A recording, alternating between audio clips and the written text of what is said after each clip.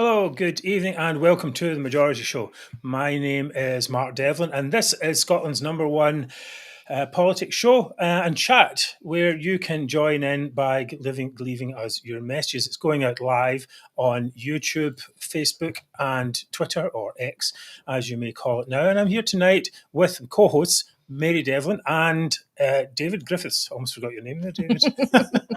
It's only been 86 shows. Yes, exactly. Good evening, everyone. Thank you for joining us on this very rainy evening. Right. Hi, everyone. Ahead of this momentous occasion tomorrow. Oh, that's right. Okay. So, what we're going to be talking about today, Mary? Well, tonight I'm going to be talking about Scotland's mental health crisis. Right. Okay. And David? I will be talking a little more about tactical voting. Right, okay, and I'll of course be talking about the events that will transpire in Rutherglen and Hamilton West tomorrow. And of course we have Zoomer of the Week. Right, so we'll be back with all that and much, much more in just a few seconds.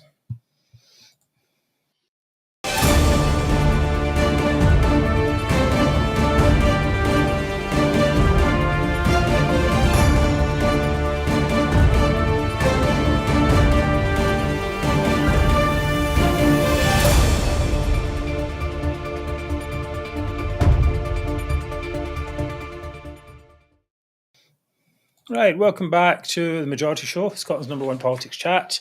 Our aim is a better Scotland without the nationalism that is strangling Scotland's potential. And that's why most of you are here, because we realise that it is doing such strangulation, as it were.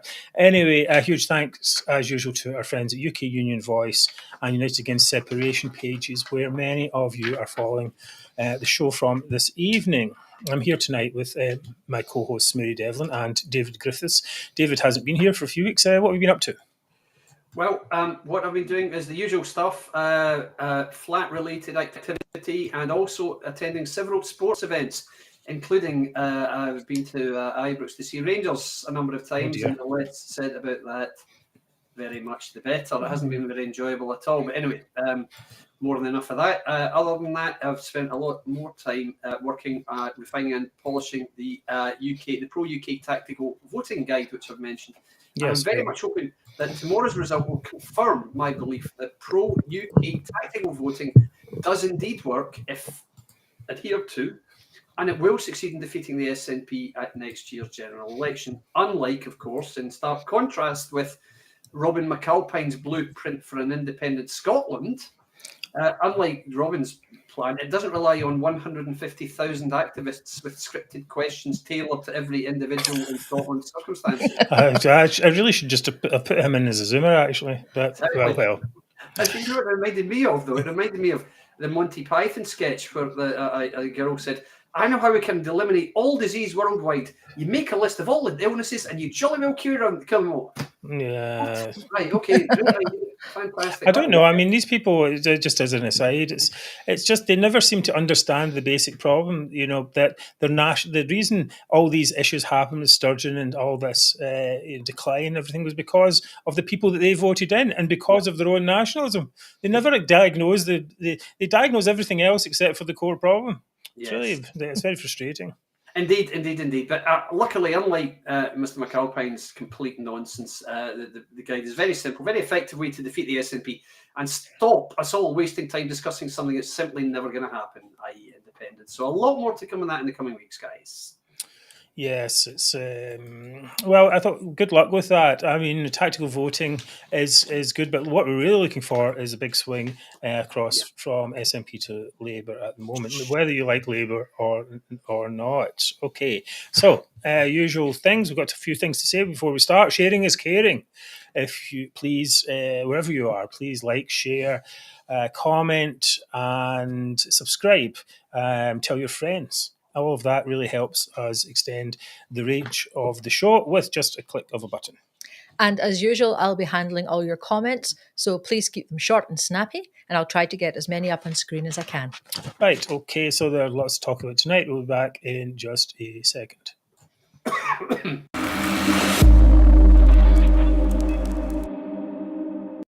Right, we're going to start with a shout out to our secret source who has given us access to the SNP's online training manuals for activists.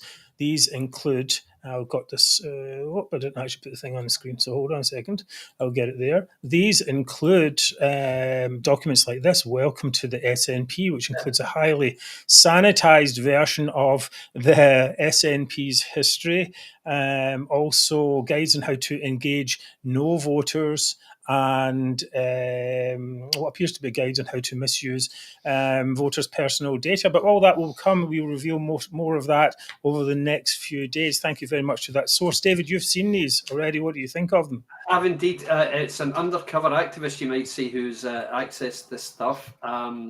Almost unbelievable that this stuff is so widely available, and access to this material is just made available to anyone pretty much who asks. So as you would suspect, the materials contain information on how to train SNP members and activists and how to get over the line and secure independence, and how to log opponents, crucially, as well, is quite interesting. So it contains such absolute gems as digital campaign management, and also an introduction to digital activism. I can't wait to read that one. And also social media behavior policy, and much, much more. I mean, it really is. It's not... there's nothing too secret in there, but the fact that they're making this stuff available widely, pretty much on request, is quite incredible to me. But no, I'm hugely appreciative of the guys' efforts in getting them to us. So very much looking forward to that going out and seeing what people think of it all. Yes, and as Peter and some others have mentioned, it doesn't actually mention their early SNP member support for Nazi Germany. Anything to hurt the English was their motto at the time. Now, as we all know, there's an important vote coming up in just a few days. One that could determine whether Scotland remains part of the UK or not. Well, maybe not. Yes, I'm talking about the referendum on October the 19th. It's in my diary. Got save the date. So I can't be that much bigger. Anyway, save the date. Remember that. Remember those days, David? Those were quite some time away. It has been delayed somewhat indefinitely. But if you think back to a year ago, October, this was before when Nicola Sturgeon took her case to the Supreme Court. That time they thought they could get a referendum. In fact, they actually even thought the Supreme Court decision would have gone their way. That didn't quite work out. No. The Supreme Court said, of course, the Scottish devolved administration, kind of hint is in the word devolution, could not run a referendum and breaking up the entire UK. And so since then, nationalists have been forced into ever more bizarre contortions to try and get a referendum, including de facto referendums, claim of right, nonsense, and unilateral declarations of independence, all of which turns off moderate voters. The party and Sturgeon's downfall got worse when she tried to put Isla Bryson's penis into a female prison. Oh dear. That didn't go too well. And then, as if that wasn't bad enough, Sturgeon ended up getting herself arrested along with her husband and the treasurer, Beattie anyway, of the SNP. Now she's the butt of a joke, actually, by the Prime Minister of the country himself. There's another family that matters to us all. Our family of nations, England, Scotland, Wales and Northern Ireland. Today, our union is the strongest it has been in a quarter of a century. The forces of separatism are in retreat across our country. Nicola Sturgeon wanted to go down in the history books as the woman who broke up our country, but it now looks like she may go down for very different reasons. No, yes. That's some people say that was contempt of court, perhaps, but I'm sure if the Prime Minister says it must be okay. I'm sure that was illegal to some extent. Of course, we should say said she might go down. I mean, yes, that's just a hard fact, isn't it? Well, you're not supposed to. The term "go down" could mean one or two things. So you know, you can. Who knows what he's actually David. I'm sorry, guys. Yes, well, I don't know if there's that much going down there anyway. Of course, should say something about the family of nations guff that they like to continue with. You know, we're one UK would be been a lot better. Yeah, we're all one country. All one country and that type of stuff. Not really helpful anyway. Anyway, guys, you know, talking about last year, what's your favourite disaster? David, you can give it a go. Obviously, you get the ferries. Obviously, Lorna's DRS. But I mean, my personal favourite. Well, they're not favourite. It's not sort of the funny matter. But the minimum unit alcohol pricing is the classic, as I've called it many times, SNP whack-a-mole strategy. We've got a drink problem. I know. Let's put the price up. Brilliant. And what does that do? Drives people to take drugs and increases drug deaths. And so much so that we become 3 times as many drug deaths as any other country in Europe. I mean, my God, criminal irresponsibility. But this is classic SNP strategy. They cannot look across the board at the impact of anything. They just come up with a overly simplistic solution and make a complete mess of it. And that's what they've done all year. Absolutely awful. Well, it's just for headlines, isn't it? Really, Yeah, I mean, exactly that's what it comes down to. I mean, they're making policy by headlines. What's going to be a good headline today? Ferries were exactly that. What can we get this into the news before the referendum vote, and can we make ourselves look as though we can run a proper country? But not actually with the thing. Can we? The question: can we actually run a shipyard? Yeah. Was never actually posed amongst that whole decision process. And I think the biggest disaster was DRS. Yeah. And Lorna Slater. And I think that just shows what the partnership with the Greens, what's going on. Yeah. The monumental waste of time and money that went into that, and the number of companies that are still suffering because they had to put millions into it and then been told that they're not going to get any compensation. I think it's criminal. Well, plus the £9 million that's been used by the Scottish Investment Bank, tax money being put in there, is not unrecoverable, apparently. Even though it didn't actually run. So I don't quite understand that part. Anyway, but the impact of all this nonsense over this past year, I mean, think about it. Negative headlines for the SNP every week, every day, for a year we've had pretty much, right? And the impact of all that hasn't been measured yet. Because, there's been declines in polling, but polls are not elections. So tomorrow in Rutherglen and Hamilton West, we'll see the result of 1 year of negative headlines. And how do you think that is going to go, David? Right. My view, and I've said this for some weeks now, I believe that Labour will win the seat comfortably tomorrow. I think that everything is going in Labour's favour. We know that they're the only party who could defeat the SNP in the constituency in any case.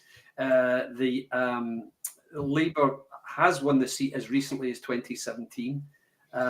Labour is also now in opposition, not only in Westminster, but they're actually in third place in Holyrood, so they can't be held responsible for any of the issues currently afflicting the country, because the SNP is in charge of the devolved issues and the Conservative Party is in charge of the reserved issues, which gives Labour a free hit at both the SNP and the Conservatives, which are the two parties of government. But, I mean, my view of the campaign, it's been rather strange campaign. Labour's campaign's been very muted. We don't see a lot of Michael Shanks. When we do see him, he's a bit low-key, and he's trotted out the we've been very clear nonsense, which Jeremy Corbyn tried and which latterly a lot of SNP MPs have tried. Whatever the question is, his answer is we've been very clear. Great, okay. Anyway, maybe he thinks that's the best way to avoid controversy. I don't know.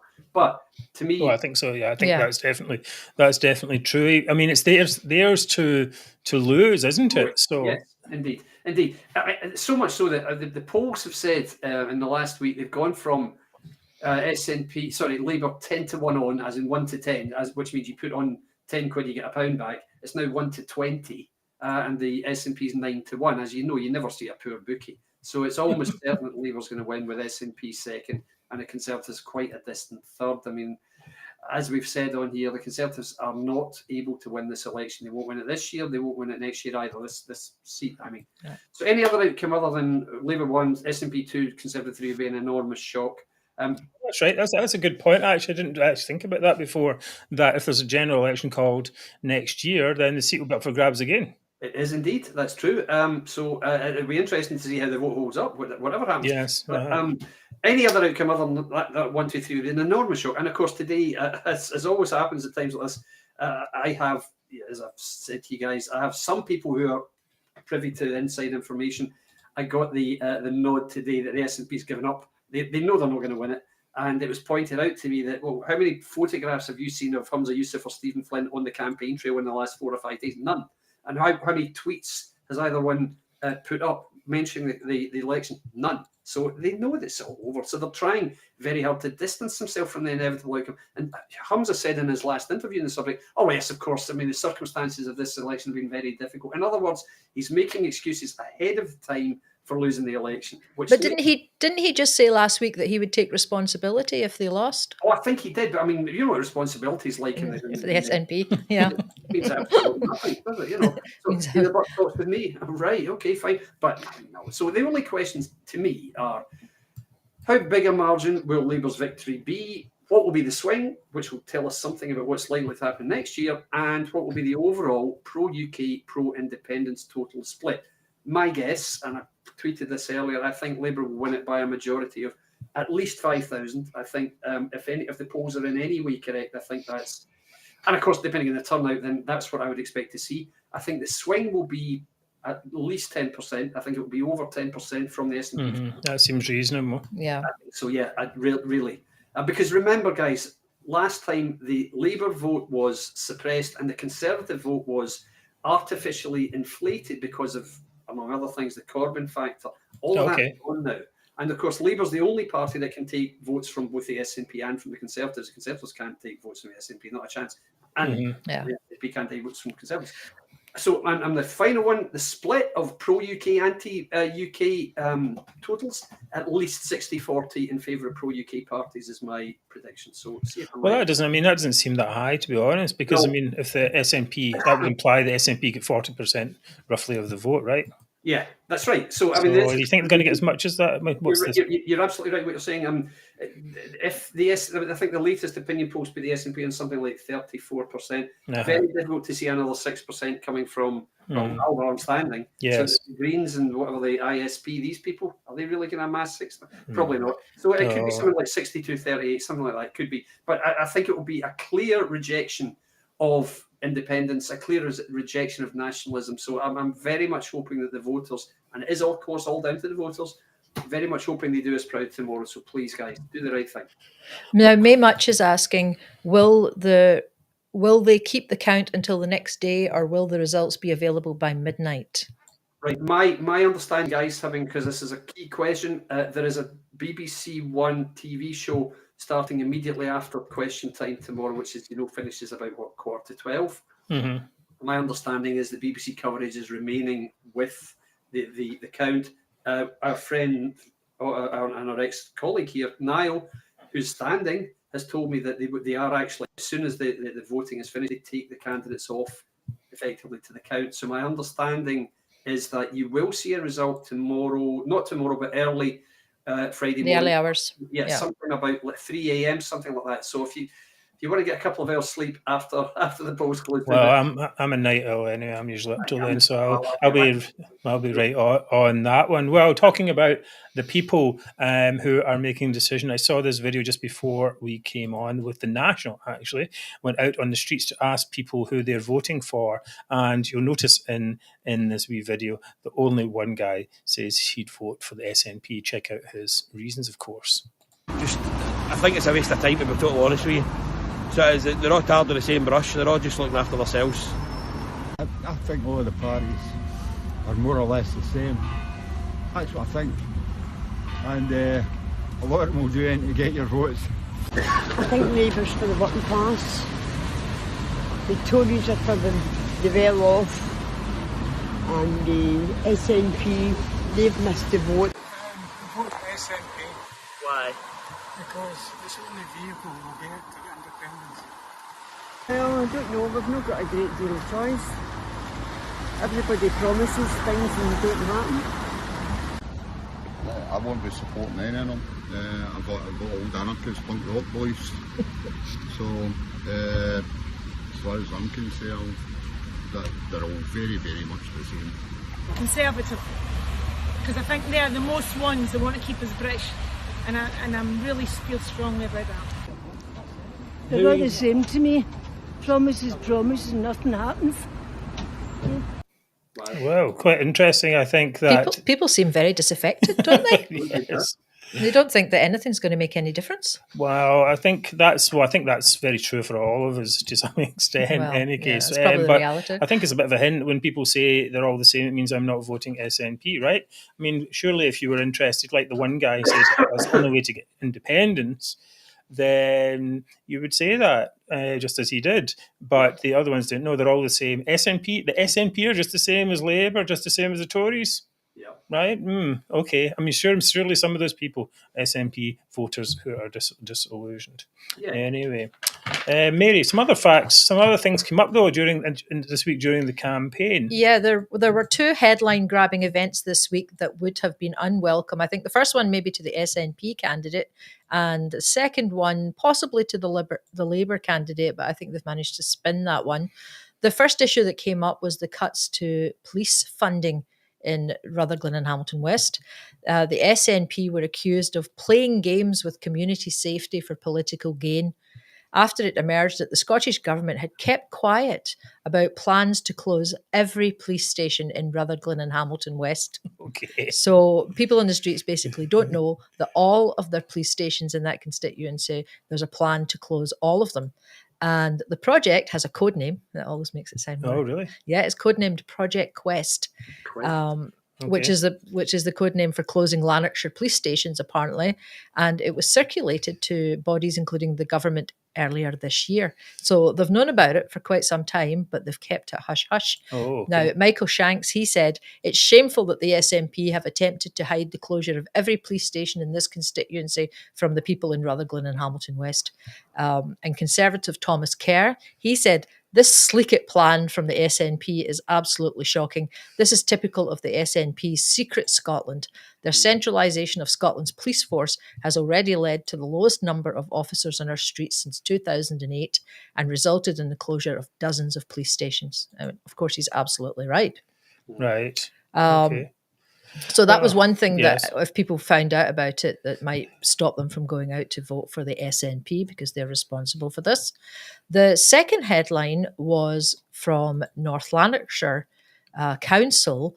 At the end of last week, the North Lanarkshire Labour-run council said that they had voted to axe 39 swimming pools, libraries, community and sports centres across the area. The council leader, Jim Logue, he said this painful move would save £4.7 million as his Labour council faces a £64 million budget gap over the next 3 years. So he's blaming council tax freezes and insufficient funding from the Scottish Government. Now, there was a lot of outrage about this. I saw many, many headlines, as many of you will have done as well. And yesterday, the council have now reversed the decision. They said, we've taken the decision to protect these important community assets despite a total lack of support from the Scottish Government. The SNP has refused to offer a single penny more to support these facilities despite receiving £6 million to support swimming pools from the UK Government. And North Lanarkshire Labour will protect these important facilities for the duration of this council term. Now, that £6 million that was sent to the swimming pools, I had put out a post on social media earlier this week. That was the biggest response I've ever had to any of my social media posts. Really? Right. I think I got about 1,200 likes on that and about 600 reposts or something.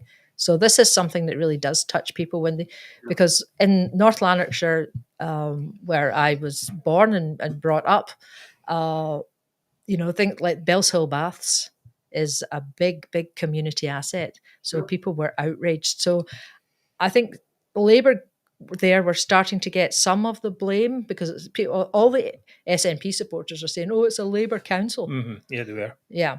But they're not, allowing for the fact that the Labour council there, I mean, it must be the same for lots of other councils throughout Scotland. They're not allowed to raise council taxes and they're not being given the funding by the Scottish Government. Yeah, and a lot of the funding they do receive is ring fence for stuff like bike lanes and what have you. So it's an issue. I think we had many graphs. You can see them in social media. Show the amount of money the Scottish Government gets, and there's this shortfall with the amount local authorities gets going down all the time. And surely there needs to be some kind of balance. Now, talk maybe about that a little bit later. Could I just bring up something while we're on the subject of councils? Because Paul MacDonald, keeps putting in comments tonight. Thank you, Paul. Talking about the Highland councils are bankrupt. Is that a new thing? I don't know if it's just happened tonight, or I think that's something that we'll look into, Paul. Yes. So yes, this is the issue. Basically, I've said this many times. Nationalism is a centralising ideology. They want to, and any organisation will always, a political organisation, want to maximise its power and its funding. So it's no surprise that it wants to take, grab power from Westminster and grab funding from Westminster, and it's also no surprise that it wants to take power from the people underneath it, the local authorities, and take money from them as well. This is not a surprise. This is what political organisations do, institutions do. So that was never accounted for when they set it up. So this is the thing now. You're 21 or 23, or how many of it is you're 25 years later. Time to say, okay, maybe we need to review this here. Review this and say this type of thing is I keep putting that on me. Sorry, I'm taking it off and you're putting it on. Right, I'll leave them alone. That's the thing, So you need a review of this. People can see. They can see now. This is the effect. This is what happens when you build something like this, and it takes away all this money from local authorities. And also, we've got that whole idea that it's green priorities. The priorities of the government are not the priorities of local people. We've got bike lanes, money ring fence for that, but not for teachers, not for other stuff. We saw that in Glasgow Council as well. Anyway. Tomorrow, it's a little bit later than this time, we'll start seeing the last voters will be running to the polls, and hopefully not too bad weather. But would you think I think the weather's going to be bad? So yes, but David, do you think that will affect the turnout? I absolutely do. Unfortunately, I was having a discussion about this earlier today. The turnout in by-elections is always markedly lower than in general elections. I'm not exactly sure why, but what I would say to caveat that is this has been so high profile as an election, as a coming election, and so much has been put into it. I'm not sure how representative those people were that we saw earlier. I mean, was it the National who did that film? Yes. I mean, it was the National, and they could only find one guy who'd said SNP. Well, I think that tells you a lot. And I think it didn't even... One woman said Labour's for the working class. I think they probably left out an awful lot of people saying, yeah, I'm voting Labour. That's my suspicion. So what I would say is some by-elections are 30 to 40% turnout, which would be terrible. And really, that would be awful. The last general election in the constituency, the turnout was 66.5%. Oh, really? Okay. So that's a lot. Yeah. It's a big turnout, exactly. The three major parties, Labour, SNP and Conservative, amassed 50,000 votes among the three of them. Now, I've suggested that even if the turnout falls by down to 50-odd%, you're still going to get an awful lot of people voting for these three parties. So it should be about anything up to about 40,000 instead of 50,000. But a lot of people have said to me, I'm not sure there'll be as much as that. Hard to say. You can't tell what the turnout's going to be. You really can't. It just depends how motivated people are. And you'll remember, guys, that when the recall petition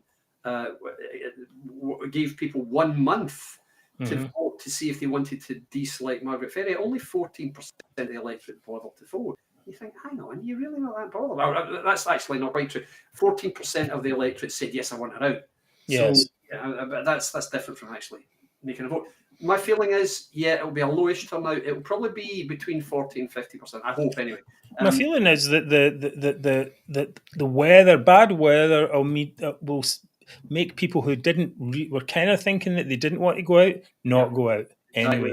Exactly. But people who are motivated will go out. Exactly. And one thing I would say to any residents or constituents in the area, it's going to be nice weather from about 6 o'clock. So even if it's raining during the day, go out in the evening because it's going to be quite nice in the evening. Really, guys. So don't let it put you off. Keep your powder dry as it were. Really, okay. Mark Zegfeld thinks there's going to be a 35% turnout. That's very specific. Well, Yeah, anyway, we will know not in 24 20 hours. hours. 24 hours is right, from but that. my feeling is a low turnout. Usually, I would say a low turnout benefits the SNP because they've got most of the votes. I don't think that will be the case. No, I don't think that's going to work this time. I don't think that's going to work. Okay, great. Thank you for all that. We need your help. Huge thank you to everyone who's donated to keep the show and the majority going. If you're watching the show on YouTube, you can leave a donation with a super thanks or super sticker donation. And if you're not on YouTube, please go to the majority website where you can pledge a monthly or one-time donation. Okay. And to all of those who enjoy the show, but maybe you're not regular donors, we really need your help to keep the show going. We do have monthly costs for software and equipment, etc., keeping the lights on.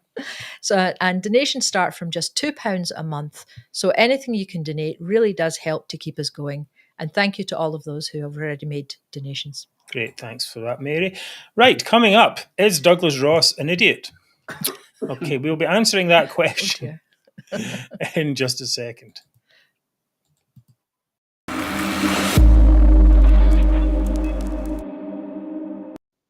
Right, so the other day at the Tory conference, Douglas Ross made the claim that he had been talking with SNP backbenchers about them getting rid of the Greens. Speaking at the conference in Manchester, Dougie said, I'll read this bit. I have spoken to members of the SNP who have raised concerns with me about the direction of the government and would look at ways the Parliament would hold it. I've made it very clear. If I can see there's an opportunity to have a vote in the Scottish Parliament to end the Butte House Agreement, then I hope some of those dissenting voices in the SNP would get behind that and vote the Greens out of office. I just cannot believe this. I don't know. And some people have different opinions. Well, I think most people, Mark, would probably agree with Douglas. I'm interested to hear what you've got to say that would make us think otherwise. Well, okay. Thank you, Mary. Well, okay. So actually, at the conference, he talked about the potential for the UK government to dual the A9, which is a reasonable policy, I think. And I was actually, when I was writing that post, I was actually thinking maybe I was saying, oh, maybe he's turned around a bit. But he has an incredible ability to be able to shoot himself in both feet just after he does something decent. It's just quite something, the ability to ruin any positive. The Butte House Agreement, in my opinion, is a gift to pro-UK parties. It ensures that Green policies drag down the SNP. And if you look at all those policies we've had gender reform. That got rid of Nicola Sturgeon. Yeah. Right, for a start. I mean, that should be enough to keep it going. Then the next thing was the bottle deposit return scheme. And you know what a disaster that's been for them. Every time people see these disasters, we talked about this at the beginning of the show, a whole year of disastrous policies, many of which have had to be blocked by the UK government, increasing the strength of the UK government, increasing the protection of the UK government to Scottish voters as well. And so, I think the key thing to me is, does he want the SNP to be stronger somehow? Yeah. Right? If you've got something that's not working, if something's failing, then you don't get in the way. Napoleon said that. Don't get in the way of your enemy when they're making a mistake. Although he probably said that in French, to be honest. But what's the end result of this discussions that he's planning? That the Greens get out of government and Humza Yousaf fails, and then Kate Forbes gets in, and Kate Forbes is really great then. So, and restores the SNP. What's that? That doesn't make any sense to me. David, do you have any thoughts on that? Mary, you go first if you have got a I was just going to bring in this comment from Mr. Tommy Boy, who says the problem is the destruction of Scotland is now in overdrive and needs halted ASAP. Yes, but you don't destroy. The SNP is already destroying Scotland. Making the SNP stronger is actually the worst thing you can do, because that would just mean there's more destruction. If they can win the election, people go, okay, Forbes, she's great. Then they start winning again. Well, what's the point of that then? Okay, you get rid of the Greens, but you made the whole thing actually worse. Anyway, David, you have some thoughts on Kate Forbes, for example? I always have done. I'm still not confused, but I understand what happens, but I'm rather perplexed about the fact that there are so many pro-UK people who insist that Kate Forbes is a breath of fresh air in the SNP. She's someone who understands business, and she realises the importance of the private sector to the Scottish economy, and she really is, or she should be at least, a Conservative. I don't believe a single word of that, really. To me, she is just a very, very transparently cynical, hypocritical opportunist and nothing more. And I say this not to be disrespectful, it's my true opinion. It has been ever since the leadership campaign. Could you remember what happened? She was away having, she had a baby, she was on maternity leave. She deliberately didn't come back in time to vote in the GRR bill's passage through through Holyrood. The first time she did come back was when Sturgeon resigned. So in she comes saying, yes, I'm going to present myself as the anti, if you like, woke candidate. That's what she did. She presented herself as being anti-GRR, having seen how badly the deeply flawed legislation had damaged Sturgeon. And she was clearly thinking that she'd run on a kind of back to basics platform. And if you remember, she said she wouldn't have voted for the GRR bill. And she went on to say, unprompted, that she wouldn't have voted for gay marriage either had she been in Parliament at the time. And she didn't believe in having children outside wedlock. And it was, if you remember, we talked about it on here. The reaction to this was just incredulity. And our campaign manager, I think his name's Ivan McKee, he left that day. Yeah, he left, didn't he? Yeah. But the backlash was just, people were saying she's finished her own career here with this nonsense. And realising her mistake, though, she didn't double down. She rode back and said, oh, well, of course, what I really meant was, oh, yeah, right, whatever. So she still wanted the job. So it wasn't that her faith was leading her at all. It was her wishes to get the job, or her ambition was leading her. So she compromised. And then she's been pretty quiet since then, not really heard much about it until last week. She turns up standing shoulder to shoulder with Fergus Ewing when he's been suspended. And then this week she gave an interview to Holyrood.com, which really caught my eye, because her interview focused on her belief that there is illiteracy about faith and religion. Now, this is because she's still portraying herself as the godly, wronged, discriminated against, innocent figure who just practice her faith. Utter nonsense. In the interview alone, she went on to say, well, actually, I've been a member of 4 different faiths before settling in the Free Church of Scotland. And why did you settle in them? Oh, because they have a church close to my house. Is that it? For God's sake, you're not supposed to have some, theological draw to these people. No, I'd say, well, it's just down the road, you see, so it's really easy. It's just well, just lucky there wasn't a Scientology church. Absolutely right. My God, what would she be telling us now if that was the case? So she's using faith as a flag of convenience. That's all it is. She doesn't have any firmly held beliefs. And anytime she's criticised, you're just saying that because of my faith, I'll get lost. It's no good I'm not a fan. I don't like her. I never have done, never will do. And I'm staggered, frankly, that the leader of the Scottish Conservatives thinks it's a good idea to assist in her rehabilitation, or possibly even have her sent to the top job. Can you imagine, say, Harold Wilson, when he lost the 1970 election, do you think he would have said, yeah, Edward Heath, fair enough, he's won a bit, really, they'd be better with Reginald Modelling or Anthony Barber? That wouldn't ever happen. So what the hell are you talking about, Ross? No, it just seems it's unbelievable. And for those people who say that, it gets the Greens out of government, it doesn't get ending the Butte House Agreement doesn't get the Greens out of government. The SNP will still have them, and the Greens will still vote with the SNP, because the Greens don't have any other option but to vote with them, because there's no other party will give them any power. Absolutely. And for the SNP, it works works for them at the moment because they're scared. Yeah. And basically it's a kind of codependent relationship. So actually it could be worse for them from their perspective if the Greens are not in a formal agreement, because when it comes up to budget time or whatever, then the Greens can really extract stuff from them for the price of their support. So I think that I know we all know the Greens are damaging Scotland, and this is true. But rehabilitating the SNP is going to damage Scotland a lot worse than that. Now, the question, of course, there is really why hasn't Ross thought this through? And I was going to go in a big bit about what are the SNP and the Scottish Tories in a codependent relationship, but we're going to give Mary her chance to do her section instead. The answer, I think, though, to the question is they just seem to have very poor strategy. Yep. Douglas Ross and his advisors, they could have kept their mouth shut.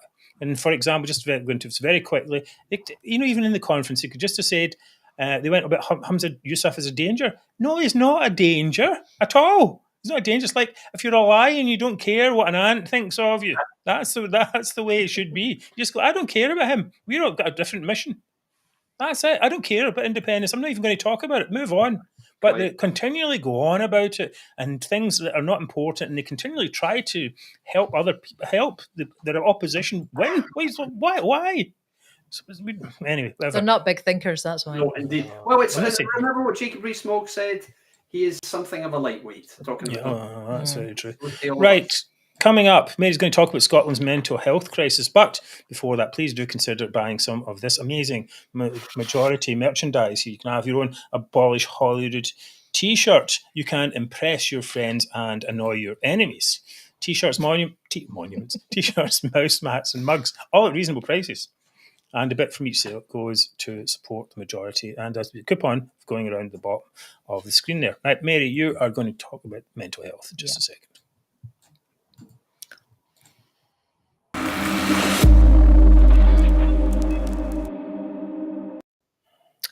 Well, as you all know, I'm always talking about one crisis or another, but tonight I want to focus on Scotland's mental health crisis, which is being made worse, like everything else, by SNP cuts.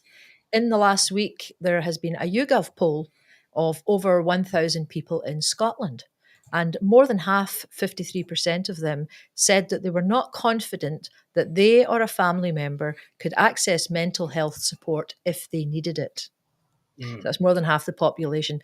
And only 11% thought that the situation might improve over the next 2 years, which means that 89% of them didn't think that things would even get better in the next 2 years. Now, this is despite 85% of people saying that mental health was equally important to physical health. So the general population are saying, look, mental health is a big thing. It is just as important as your physical health. But we don't believe that if anything went wrong with our mental health, that we'd actually get any help. In last year's Scottish budget, the funding for mental health services was frozen, which Alex Cole-Hamilton, and he seems to speak out a lot in this, so I'll give him some points for that. He said effectively this freezing it was like a £50 million cut to mental health. And this led to the Royal College of Psychiatrists in Scotland to say that the budget freeze was a mental health catastrophe in the making. So this is good. They've urged Humza Yousaf to honour the commitment that he made to deliver 10% of the frontline NHS budget to mental health services.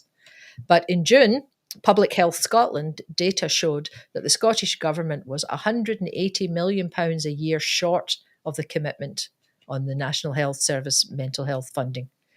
Again, Alex Cole-Hamilton, he said that Humza Yousaf's NHS recovery plan has utterly failed people waiting for help with their mental health. He said Humza Yousaf made a personal promise in the NHS recovery plan to all those waiting for help. Those have proven to be empty words because the Scottish Government has utterly failed them yet again. And every long wait is a nightmare for those children and adults in desperate need of help. There's a target for an 18-week treatment time. It's been missed for more than a quarter of children. It must be much more than that, I think so. In reality, I mean, Well, I recently was trying to help a family member access mental health services or just to get some help. This person was really in a bad depression, having an awful lot of anxiety, and really needed help straight away. But when I was calling around, and I was, first I thought, well, we'll find out what's available from the government. Well, basically, there's virtually nothing. We went to a little appointment somewhere nearby in a health centre, and honestly, it was absolutely rubbish. It was amateur hour. It would take years and years to get anywhere with that kind of thing. What we needed was, a little bit of let's get started with something that might help a bit. So it was absolutely abysmal. Then I looked at trying to find this person, private help. And even called around everybody in the area, all the psychologists, psychiatrists, etc. They've all got, it was at least 6 weeks until I could see anyone. Really? Okay. And that was a kind of an emergency appointment. Wow. I eventually managed to get someone who said, look, I'll speak to you next week. But I mean, it seems incredible because, people have mental health issues. It's usually they're at a crisis point at that point, right? They need help straight away. Yeah, you need it right now. So you need a kind of A&E for mental health. Yes, and so I think it's really challenging for people. And I mean, that must have knock-on effects, as someone says in the comments here. This one, I think, here is if, with suicide and drug taking and other things, people try and self-medicate and so on, has these kind of issues are just left untreated. And I mean, it just makes you feel that the government isn't interested in young people's health. I think it's not just young people; it's all people's mental health. Right. For young people, of course, they've got the CAMS service, but apparently they're not meeting any of the targets on that. Yes. They've missed them by a huge margin when people are supposed to be seen. I mean, we're talking about an 18-week treatment time. That's the target, right? That's the target, to be seen in 18 weeks. I think that means. Yes. Like 18 weeks, that's 4.5 months. I mean, what are people supposed to, if you're going through, if you're in a severe depression, what are you supposed to do? And it's February. I tell you what, come back in July. Yeah, it's great. Okay, thanks. I'll just put off my depression and extreme anxiety until July, and we'll deal with it then. I mean, it's just not working. That's what you say is correct to some extent. It should be an accident and emergency type, an A&E type of thing. Yeah, true. Emergencies, and to be dealt with that way. I mean, there's also the other issues of the politicization of the mental health. Well, we've seen, especially for trans people and so on, where they're put into gender affirming care, for example, and stuff like that. In fact, let's even go back a step before that. They can't even get people who genuinely have gender dysphoria cannot be seen for years. I think it's 5 years as a waiting list. Yeah, at the moment it's 5 years, because if you go to a GP in Scotland, they'll say, we can't deal with this. You have to go to a gender clinic. The only one I know of is the Sandyford Clinic in Glasgow. I don't know if there are any more in Scotland. Maybe one in Edinburgh. I'm not sure. No, it isn't. But the last time I heard, the waiting time for a first appointment was over 5 years. Yes. So it's absolutely useless. I mean, you'll have sorted everything out. They talk about how much they're all for pro-trans people or they're pro-young people and all this type of stuff, but they don't put any money into actually helping the people on the ground. And people with mental health, as you say, we just have it's just a real challenge. This is what Anne says here. It's hard to get private care because people are going over from the NHS, and that makes the backlog as well. And so it's not good, and it's not big money. I don't think it's a lot of money they're trying to spend on this. I read something when I was researching this today. I read something that an official report had been done. I think it was again by who was the first people up there. Don't know. Oh.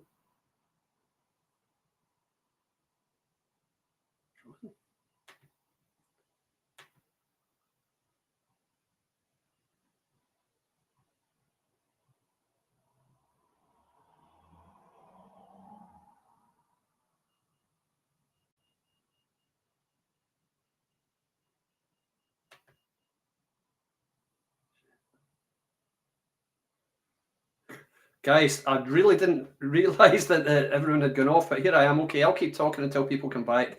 So as you can tell from what Mary was saying there, the mental health crisis in Scotland is getting bad and getting worse. Are we back yet, Mary? No? Mute still? I'll keep talking, guys. I'll just ad-lib. You're back. We're back. Sorry, but I didn't realise, guys. I thought it was my screen that had frozen. I do apologise. I didn't. It looks like Mary's screen's frozen. Me? No, I'm here. Thanks. You're frozen up there. Okay, frozen? There you are. Yes. How much of that do we miss then, David? No. I can't really tell. It was about 30 seconds, and a couple of guys said that I was on my own, so I just kind of vamped a little bit. Yes. Sorry about that. Well, such is technology, unfortunately. Yes. Okay, so just to wrap up, there is a mental health crisis going on in Scotland, and people, I think 58% in the YouGov poll this week said that not enough money was being spent on the crisis. So people are asking for more money to be spent on that. Right. Well, we're back now. Unfortunately, it wasn't sabotage, or just our internet connection must have gone off for a little bit. Someone in the neighbourhood was downloading the big movie. or something like that. And thank you very much for that, mate. It's a scandal. It's just one of the many. Unfortunately, it's just going to take years to go over this. And in the meantime, people aren't getting the help that they really need, and they really do need. And as this person says here, what do you want? Money for mental health of kids travelling free in buses. It's more. The thing is, these are complex. There are complex issues that need complex solutions instead of headline grabbing. Just attention-seeking policies that don't actually. Exactly right. Yeah, that's exactly what it is. Right, okie dokie. So we are going to go on. Thank you for being with us as we try to get through the horror show of Scottish politics. If you can, please subscribe to the show. Things you can do. As I said, you can subscribe. You could donate. That would be really helpful. You can also buy a T-shirt or a mug. Subscribe to the show on YouTube. And tell your friends, which is number one. Invite your friend to watch the show with you next time. And throw tomatoes at the screen if you don't agree with what we're saying. But we hope you do agree with what we're saying anyway. And it's our pleasure to try and bring some sense to the events of the week with you anyway. And we love, of course, comments. Okay, coming up, it's a moment you've all been waiting for. It is the highlight of the week. It is Zoomer of the Week. Yay.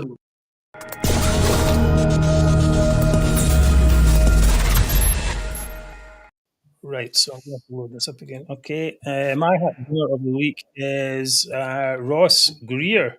I thought I'd give you make a change from you nominating him, Mary. Yep. Ross decided to go up and talk about how the Scottish Government was so great in a speech full of dodgy statistics. Well, let's be followed by Claire Adamson. Mr. Greer. Thank you, Presiding. Oh, what happened? No, it doesn't like it. And we did a test earlier too. Okay, so it doesn't seem like. Let's see if we can go a wee bit further on there. No, it's not doing it. Right. Anyway, so it's going to be. Maybe it's because we're changing from Virgin to Sky. Maybe Virgin have decided to sabotage us. There's a bunch of nationalists outside with clippers. Anyway, what kind of thing did Ross say, Mark? Well, he got up and said that the Scottish Government was really great, and he put all these dodgy statistics about saying that so many people were in favour of it, and a bunch of. And one of the main statistics, things he said, that was independence was the preferred outcome of half the voters. In fact, the latest poll was 39% yes, and I suspect, I've said this many times, that after tomorrow's result, we'll begin to see that starting to decline. Alex Salmond, if you remember, Alex Salmond said to me, Mark, why is support for independence not declining, even though support for the SNP is declining? And the answer to that is, you wait. And the waiting is going to be soon, because once Nationalists realise that there's no electoral path forward, and they can get a referendum, and that they have to vote Labour to get a change in the UK government, then they're not going to be voting SNP for that much longer. Only the diehards will be left marching in the streets with their straight dugs. So anyway, that's that. And then just lots of false claims. I'll put it on our social media. You can have a look at the actual thing. But one of the other things that he said was that that movement to abolish Holyrood. This is just struck my attention. I think David is frozen again. No, David's here. No, he's frozen on my screen. No, it's okay. He's fine in mine. Okay. Right, that movement to abolish Holyrood is a fringe position. In fact, that it has to mention that, though, shows that to me that it's something on his mind. Yeah. If it was really just a fringe, why would you need to mention it? Because even without a campaign and with no support from the Scottish Conservative Party, 50% of Conservative voters want the Scottish Parliament to either be abolished or to have less powers. And surely that number must be increasing more and more all the time as people see the absolute disaster, shit show, I suppose you could say, of the Scottish Parliament. Now, Labour voters, of course, are more positive to devolution in general. They'd set it up after all. But I believe that they can change based on focusing on the costs. For example, did you know that the Scottish Parliament will cost, I know the Scottish Parliament, the Scottish Government, just to run the Scottish Government, just to make the decisions of the Scottish Government will cost £1 billion a year. That's £10 billion over the next year. And you talk about, scrapping HS2. for to save some money. We could save 10 billion by scrapping year. $1 billion every year for that. Yeah. Money could be spent on a host of other priorities, not necessarily HS2, but teachers, police, and health service, and so on. And also, I think one of the things that Ross doesn't understand is that we're beginning to see a stronger UK government now as well. I mentioned that earlier. Alistair Jack has been very good in dealing with this. He said the day the era of devolve and forget is over.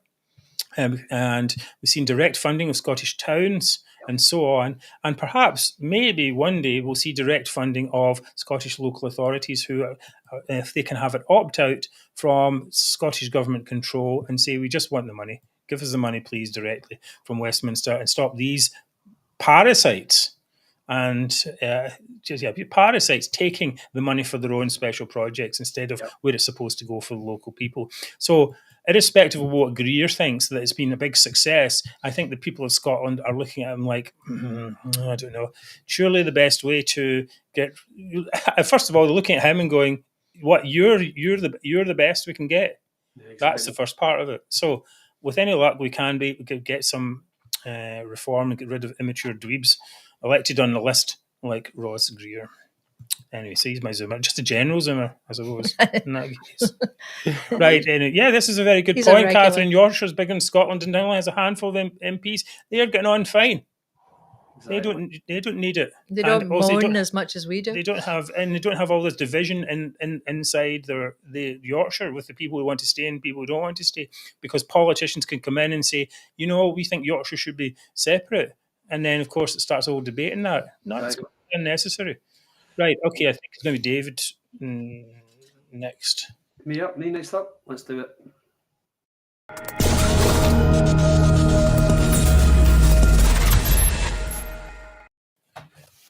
Right. My nomination for Zoomer this week is SNP member of Westminster Parliament and energy spokesperson Dave Doogan. Now, we're all used to SNP MPs and MSP talking contradictory rubbish only to correct themselves immediately and totally confuse their audience in so doing. John Swinney was the absolute master of this art. He did it on so many occasions on so many topics, mainly because he couldn't grasp any of them until he was told what he thought. Anyway, last week's announcement that a licence would be granted to explore Rosebank, the potential oil field, saw poor dozy Dave D exert himself. So Doogan's first reaction was to say, well, I'm not opposed to the idea of exploration of Rosebank, despite the fact that the SNP and Green government are firmly against it. But of course, in classic SNP tradition, the Spads got hold of him and he immediately rode back on his position the very next day. We should not be developing oil fields, declared Dave. And Hamza Yousaf is right to say this is the wrong decision. So there we have it. The SNP's Westminster energy spokesperson is not opposed to exploration of a new oil field, but we shouldn't be developing oil fields. And therefore the party leader is right to say it's the wrong decision. Well, thanks for clarifying that one. The whole thing's ridiculous. It's our oil. We'll remember that. It's our oil. We don't want it because it's dangerous. So, except we want it because we need it. Except we don't because, shut up, a lot of you.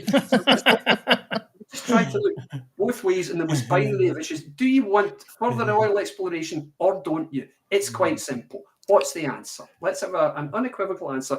But of course, the SNP is incapable. No, it's they talk out both sides of their face or both sides of their arse. I don't know what the expression is. Yeah. Okay, well, I was reading up about this Doogan. Yep. Yeah, Dave Doogan. Yeah, he was a guy who claimed £160 traffic file on expenses. Traffic fine on expenses. What a class. I know. That's right. Wow, that's quite something. Okay, that was I think he's quite a good candidate, this one. Doesn't know where he's coming or going, so to speak. Okay, Mary, you're up next.